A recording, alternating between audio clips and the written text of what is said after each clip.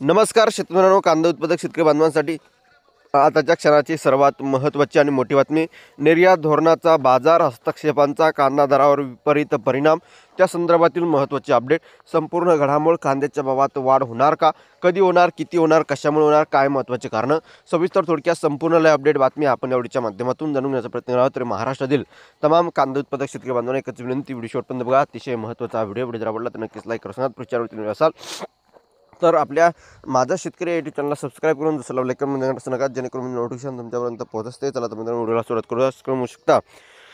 निर्यात धोरणाचा बाजार हस्तक्षेपांचा कांदा दरावर विपरीत परिणाम. शेतकऱ्यांच्या कांद्याला उत्पादन खर्चापेक्षा जास्त भाव मिळावा यासाठी सरकारने तातडीने ठोस निर्णय घेण्याची मागणी महाराष्ट्र राज्य कांदा उत्पादक शेतकरी संघटनेने केली आहे. नाफेड आणि NCCF या संस्थांच्या माध्यमातून खरेदी केलेल्या कांद्याला साठा विविध शहरांमध्ये स्वस्त दरात विक्री होत आहे आणि एकंदरीत त्यामुळे शेतकऱ्यांच्या कांद्याला दर कोसळले आहेत. शेतकऱ्यांना अडचणीत आणले जात आहे आणि केंद्र सरकारच्या चुकीच्या निर्यात धोरणाचा व थेट बाजार हस्तक्षेपांचा विपरीत परिणाम होत असून त्यांच्या विरोधात रस्त्यावर उतरण्याचा इशारा संघटनेने अध्यक्ष भारत दिघोळे यांनी दिला आहे. प्रमुख कांदा बाजारात किमान 800 तर जास्तीत जास्त 1200 तर सरासरी 1000 रुपये प्रति क्विंटल दर मिळत आहे.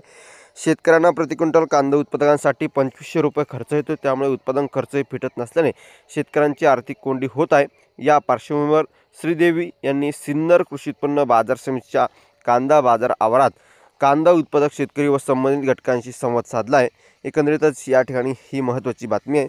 यावेळी यांनी केंद्राच्या धोरणावर हल्लाबोल करत राज्यव्यापी कांदा प्रश्न आंदोलनात सुरुवात केली आहे. नाफेडची कांदा खरेदी विक्री बंद करण्याची मागणी आंदोलनाकडून करण्यात आली आहे. संघटनेच्या शेतकऱ्यांशी संवाद साधून नाफेड NCCFच्या कांदा खरेदी व विक्रीबाबत ठराव केली. दोन्ही संस्थांनी कांदा खरेदी कायमस्वरूपी बंद करावी. केंद्र सरकारने कांद्याच्या शेतकऱ्यांना कांद्याला न्याय मिळेपर्यंत दोन्ही संस्थांच्या माध्यमातून सुरू असलेली विक्री थांबवावी असा ठराव करण्यात आलेला आहे. धन्यवाद. लक्ष्मी. धन्यवाद.